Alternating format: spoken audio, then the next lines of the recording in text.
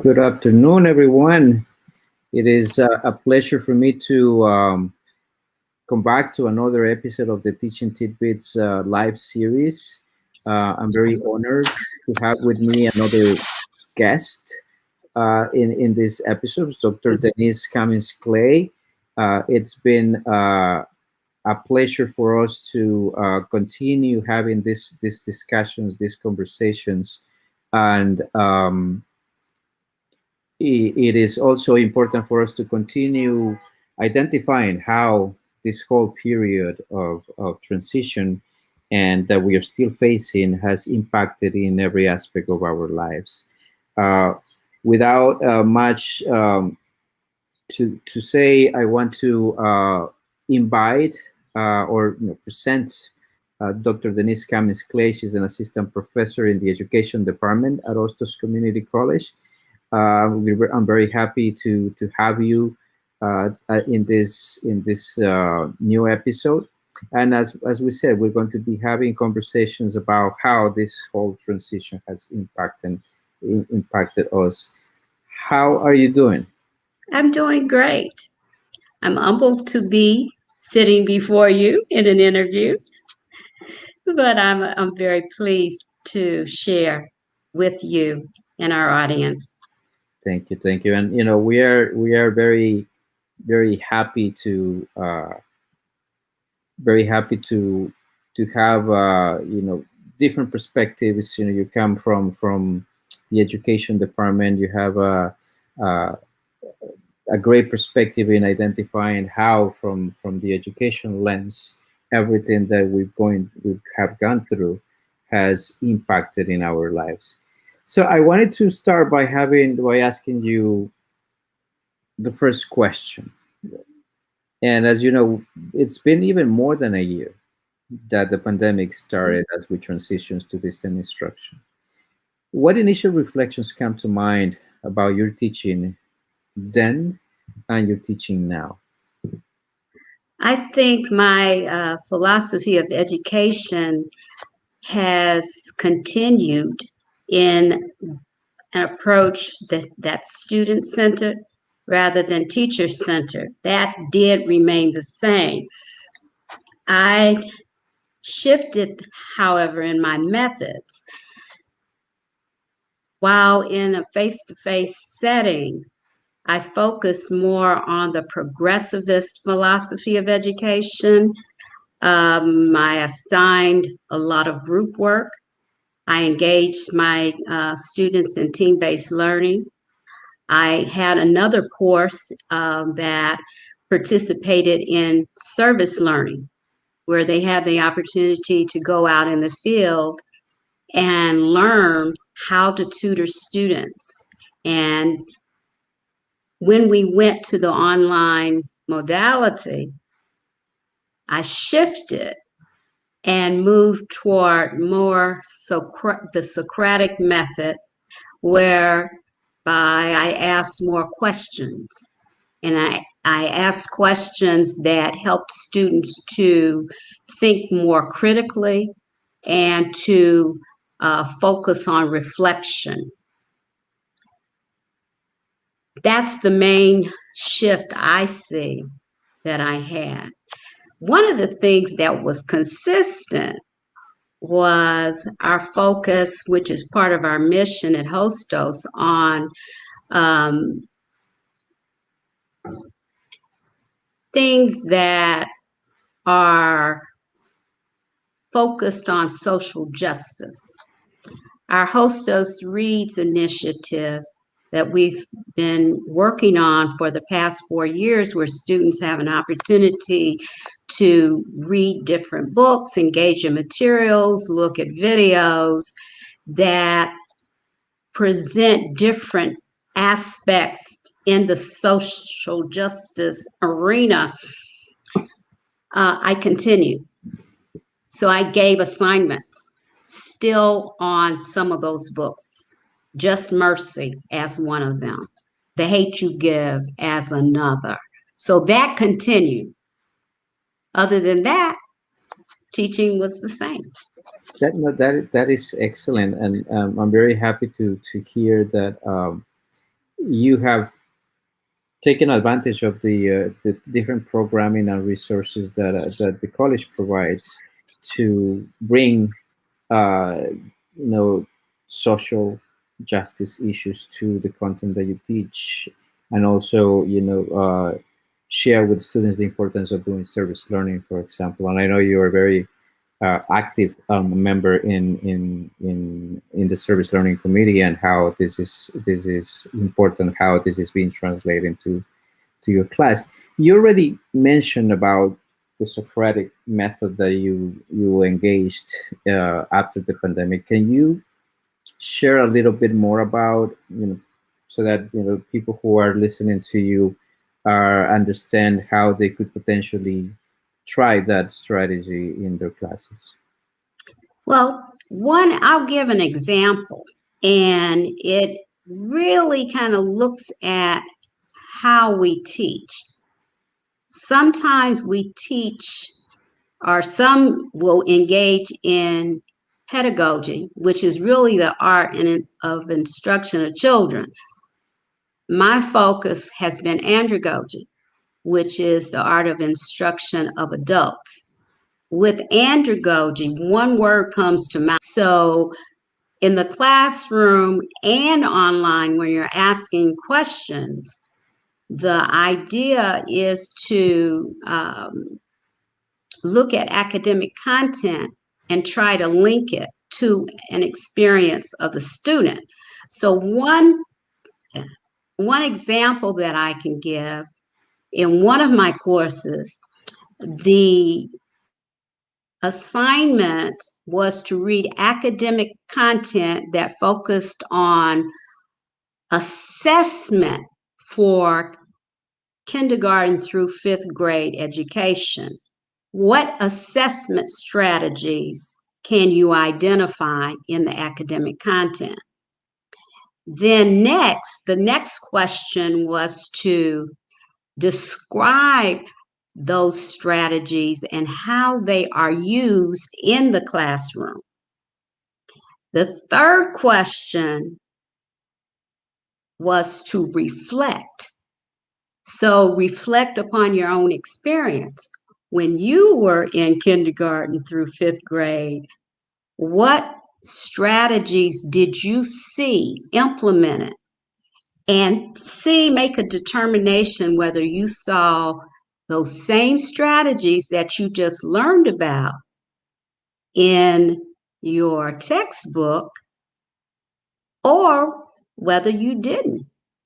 If you did not experience those strategies in your classroom, how can you use them now as you're becoming a teacher? So looking at your own experience, reflecting upon it, and linking it to what you're learning is the goal. There we have a nice strategy, and sometimes we think it is complex to bring it, but as you put it in perspective, it's something that we could bring it very easily to the classroom, and then helping students to own their own learning as well. Talking about students, have you seen any differences in our students now compared to when we started this transition, or even before the pandemic? I think students are about the same. However, many of our students are parents. And because of that, with the pandemic, many of the students, their children are at home. So I think what I have seen more with the pandemic is the stress level for our students to heighten. Our students are doing multiple tasks. Some were doing this before. However, now it's even harder. Some are caretakers, some are taking care of children and trying to help their children learn at home. Some are still working, some are working at home, others are not working at home, but because of the pandemic, they are working in jobs where their work hours are different than they were before. So the online modality, although some students really don't like the online modality because they don't have a chance to interact with their peers as much, they are doing many things and it's around the clock. So their stress level is higher. They are doing assignments in the middle of the night, some of them. I can tell by when I leave off at night in the Blackboard platform. I think it's the stress level is different. Before, when we were in a classroom, if a student was having a problem and we were in the class, after class or before class, sometimes students would reach out to me to let me know what was going on, and then I could support them right then. In the online modality, even though I send emails, I try to call when I can get phone numbers, students don't respond as quickly.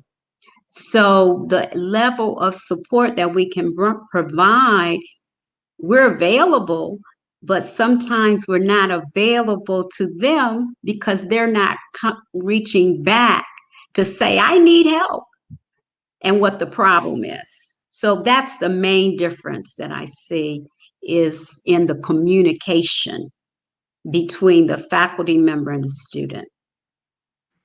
And as you mentioned in talking about communication, right? As you have identified some of these challenges, have you created a different mechanism, or how you are capturing the students' feedback or evaluation of your teaching? I think that I am getting most of the feedback from when they submit assignments, and I give them feedback on the assignment. If they need further help, they'll reach out. And once I get a phone number, I'll call them and we'll have a conversation. If I get a student to call me, I will ask them how they're doing. We will explore everything we need to explore, whether it's how you're doing on the assignment, how you're doing through this pandemic, how you're doing as it relates to academic advisement. Are you prepared? Do you know what classes you need to take? I will do everything that I can as soon as I can have one time to talk to a student. Another thing that's helpful is I try to send announcements out weekly and encourage students to either come to office hours, which the office hours are online, or to send an email to me with their phone number and I'll reach out to them. So once we make the connection, I will talk with them. That's an important distinction, because it is true that with all of the challenges, we don't know what's happening to the other end. And I know there's a lot of resources also that are provided by the institution, by advisors and members from the from different offices. And the idea is to be letting our students know to reach out. That's the important thing. Now,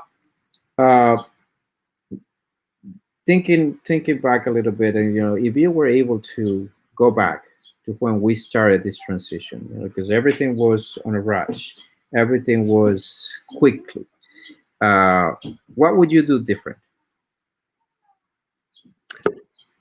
I I don't think there's anything that I would do differently, mainly because I felt prepared to go to teach remotely. I had put myself, when I first started at Hostos, I attended almost everything that was available to a faculty member regarding professional development and technology that I could learn from. I attended those courses and I had taught online 2 or 3 years. So I felt comfortable with teaching online. Now, what assisted me, and I still attended that as well, are the online initiatives that were offered by Hostos last summer in June and July, as well as CUNY offered a course to help faculty with their online teaching. There were two takeaways that I gained by participating. The first was the organization of my uh, online shell. The online shell really will, I think, if I had to describe it, the online shell is like the classroom environment. So if you have a classroom environment, you need to know how to enter the environment, like the doorway, where to sit, where to go for information, and how to exit, and where do you get support. And so in the online initiatives offered by Hostos, we learned a lot more about how to do that better. And so I did that in the courses that I taught in the summer, as well as for the fall. The second takeaway was student engagement. Because we're not in the classroom and we're not seeing students in the hallways as we walk through, we have to find ways in the online environment to speak with students and have them speak back to us. In my classroom, I guess I wanted to make sure that every voice was heard in my classroom. The only way we can do that in the online modality, or one way we can do it, is through the discussion board. And so I learned better ways to use discussion board and how to keep the students engaged in a discussion on the discussion board platform. So those were the two things I think I took away from those initiatives. This is great. I'm very happy to hear the trainings and the support that you got were very helpful in this process. There's always, very positive and important feedback that we would like to hear so that we can continue improving and providing those services to faculty. Mm-hmm. A related question: what would you need from the institution to create innovative, adaptable, and culturally sensitive courses? That's an interesting question. I think the administration has done an excellent job by offering professional development in the initiatives that it has provided. I think more faculty support might be needed in searching for new or cultural content to infuse in open educational resources. That's something that's new for us. I believe we're doing a pretty good job of adapting OER textbooks and materials. However, we have to continue updating. We can't just adopt and not update. We have to continually update. And faculty are, I believe, based on my own department, updating our OER as we go through our semesters, and we change some of the assignments and some of the exercises that we provide for students. But it would be helpful to have additional support for that. And we do have some of it in the library. I am not discounting what we have. Our library faculty are phenomenal in supporting us as faculty in many disciplines. So I know we get a lot of support in our department from the library faculty, and we're grateful for that. Excellent, excellent. And the fact that you have mentioned the resources that are available, it's important for all of us to know that we can take advantage of all of those resources to continue, because it's not that you're not doing that Right. innovative, but that you're already doing Yes. all of that, how you can continue enriching those courses.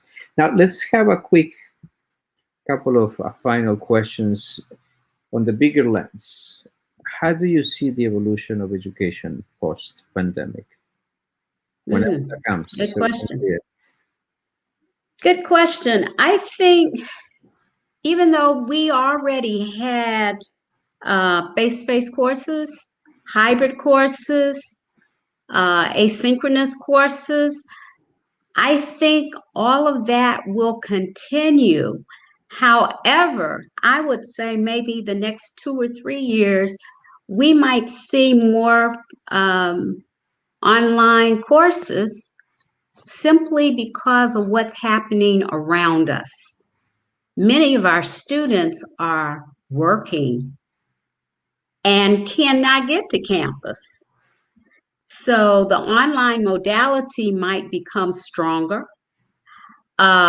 Meetings might take place online. I think that I've seen more, I don't want to say more progress made, but at least the same or better progress has been made in meetings that I've served in the online modality. We might see more in how development of how we meet the social and emotional needs of students. That's a challenge, and we still have to make sure that those challenges or that challenge is met for them to learn effectively. We might see more faculty actually choose to teach in the online environment versus the face-to-face environment. We might have faculty that teach face-to-face, and we might have faculty who teach online. And it might work out better rather than everybody teaching everything. I'm not saying that's what will happen, but expertise might grow and interest might grow there. And you have already touched on some of the challenges that are appearing. Any other additional challenges, come to mind? The digital divide that we were discussing in theory, and then we had to leave, and that's not only for students, right? It goes beyond students and the digital divide. Any feedback on that? We might have to have a way of providing more funds to provide the technology that's needed for faculty and students. We've provided OER so that students have textbooks immediately. We may have to provide more computers for students to use for courses. We might have to do something about parking. If we come back, we might have to increase how and where we can park. Other than that, I don't see other challenges that come to mind right away. And one of the things that I see is that faculty and students and everybody, even for remote work, right? Everybody has had the opportunity to experience a virtual education environment. Mhm. So that is going to hopefully provide opportunities for reflection and then identifying, if the this exercise has helped to enhance teaching and learning. We have done a lot. We have gone even Yes. farther. So, um, any final any final thoughts that you want to share? Just a little bit about inclusivity in general. Um, we have guidelines at Hostos and in CUNY that help us. They help any faculty member. One is setting clear student expectations. If you provide that in your syllabus and on the Blackboard platform, it's very helpful to students. If you design your course to be accessible, students should be able to navigate Blackboard and your course shell easily if you give them good instructions. Encouraging reflection is helpful to them in terms of their learning. And using various teaching methods is helpful to students because they learn in different ways, differentiating the instruction, whether it's visual or audio or writing or by writing. So those are just some of the things I've done in my courses that are a part of what we're expected to do in CUNY to be inclusive of our students. So those are the only things that I'll leave with you. And those are great things for us, for everybody to keep in mind. Inclusivity, universal design for learning, Mhm. encompasses inclusivity and then accessibility for all our students. Important areas that we have to continue developing. I know there has been some progress in with the trainings and the professional development that has been provided, and uh, but there's still some work to do, and we invite everybody to consider these opportunities to make sure that we embrace inclusion Mhm. in our practices.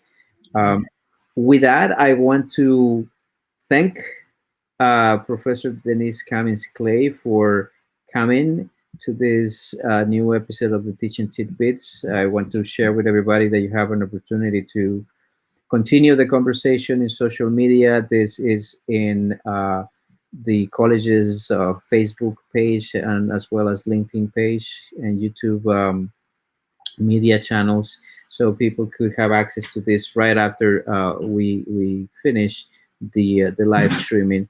And it's been a pleasure. I hope that this has been helpful for everybody. The conversations that I had with Professor Cummings-Clay this afternoon.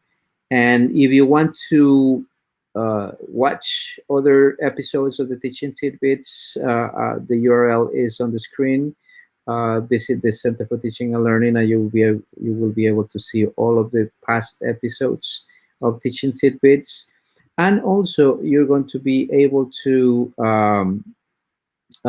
see what's coming next. So we have another episode coming this Friday, so I invite everybody to mark your calendars and join us in a conversation in a new episode of the Teaching Tidbits. Until then, we wish that everybody continues to be safe. And thanks again, Dr. Cummings-Clay. Thank you Goodbye. for